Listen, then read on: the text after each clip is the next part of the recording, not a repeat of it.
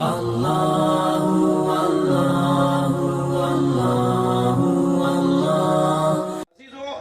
نے توجہ چاہوں گا اپنے حبیب سے یہ خطاب کیا، وَلَسَوْفَ يُعْطِيكَ رَبُّكَ، بہت جلد تمہارا رب تمہیں اپنی ایک عطا کے ذریعے سے فترضا، راضی کرے گا۔ بھئی ساری دنیا اللہ کو راضی کر رہی ہے، اللہ مصطفیٰ کو راضی کرنا چاہتا ہے۔ یہ عظمت مصطفیٰ کا ایک مکمل باب ہے۔ کیا مسئلہ تھا جس کی بنیاد پہ سرکار کو اللہ راضی کرنا چاہتا ہے؟ کوئی پریشانی تھی، کوئی سرکار کے ذہن مبارک میں خیال تھا، سرکار کے ذہن مبارک میں کوئی تصور تھا، کوئی بات ہے کہ جس پہ وہ راضی ہونے کی بات ہو رہی ہے، پس منظر میں کوئی خیال ہے؟ جیسے غدیر کے موقع پہ یہ جو لہجہ آیا ہے نا اللہ کا، إِن لَمْ تَفْعَلْ فَمَا بَلَّغْتَ رِسَالَتَهُ، اگر یہ کام نہیں کیا تو کچھ بھی نہیں کیا، یہ لہجہ بتا رہا ہے کہ سرکار کے ذہن مبارک میں خیال تھا کہ اگر میں نے اعلان ولایت علی کر دیا تو فساد پھیلے گا۔ تو اللہ نے دو پیغام دیے کہ ایک تو اگر یہ نہیں کیا تو کچھ نہیں کیا، اور دوسرا وَاللَّهُ يَعْصِمُكَ مِنَ النَّاسِ، اللہ تمہیں لوگوں کے شر سے بچائے گا۔ اس کا مطلب ہے کہ سرکار کے ذہن مبارک میں کوئی شر پھیلنے کا تصور تھا کہ میں اعلان ولایت علی کروں گا تو فساد ہوگا، جھگڑا ہوگا، کوئی کھڑا ہوگا، کوئی شور مچائے گا۔ اچھا، مشاہدہ بھی تھا سرکار کا، یہ تو میں جب اپنا اعلان کر رہا تھا کہ جب 3 دن تک کھانا کھانے کے بعد یہ فساد پھیلاتے رہے، یہ تو پھر علی کا اعلان ہو رہا ہے۔ جب میرے اعلان پر ہی یہ ان سے ہضم نہیں ہو رہا تھا، دعوت ذوالعشیرہ میں اعلان نبوت ہی ان سے ہضم نہیں ہو رہا تھا، تو اعلان ولایت ان سے ہضم کیسے ہوگا؟ تو یہ سرکار کو ذہن مبارک میں تو تھا کہ وہاں بھی 3 دن جھگڑا ہوتا رہا، کھانا کھاتے رہے، جاتے رہے، مجلس کو بگاڑتے رہے، اور یہاں میں اعلان کروں گا تو وہاں تو 30-35 لوگ تھے، یہاں تو 1 لاکھ سے زیادہ لوگ ہیں۔ تو سرکار کے ذہن مبارک میں کچھ تھا، لیکن اللہ نے اعلان کیا اگر آپ نے یہ نہیں کہا تو کچھ بھی نہیں کہا، اور لوگوں کے شر سے اللہ آپ کو بچائے گا۔ اچھا، شر تو وہاں بھی ہوا تھا، وہاں کیوں نہیں کہا اللہ نے کہ میں تمہیں لوگوں کے شر سے بچاؤں گا؟ تھوڑی گردن ہلاتے رہیے، میری بات اگر جا رہی ہے تو۔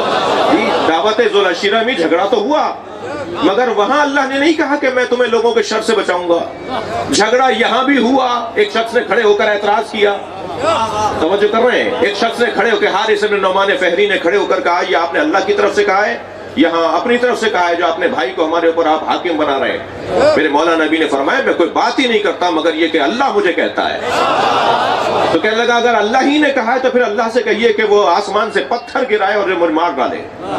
یہ بھی آپ نے دیکھ لیا کہ بغض علی کا بیمار عذاب ہی مانگتا ہے۔ توجہ کر رہے ہیں؟ اور سرکار نے بد دعا کی ہو مجھے تو نہیں ملتا،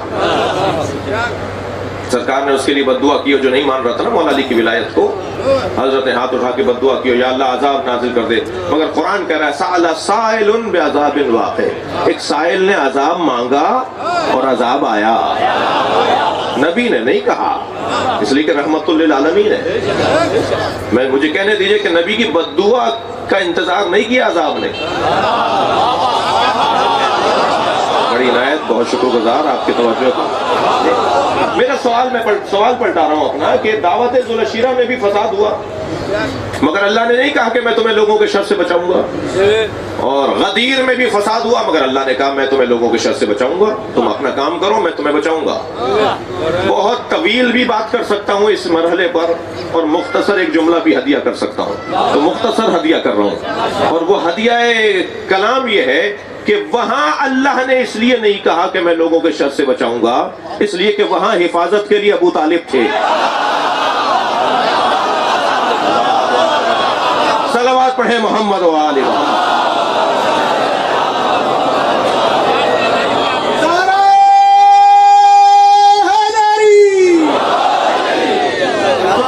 تیسرے دن جب یہ کھانا کھا کے جانے لگا نا ابو لہب اور اس کے ساتھی، تو حضرت ابو طالب نے اس کا گریبان پکڑا اور زمین پہ پٹھا، ادھر اسے ایک ہاتھ سے زمین پر گرایا، دوسری طرف نبی کو دیکھ کر کہا قوم یا سیدی و مولائی، کھڑے ہو جاؤ میرے مولا۔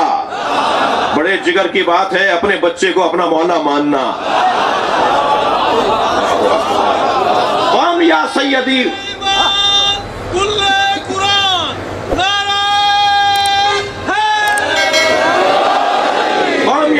سیدی و مولائی وقول قل ما شئت، اے میرے سید، اے میرے مولا، کھڑے ہو جاؤ اور وہی بولو جو تم چاہتے ہو۔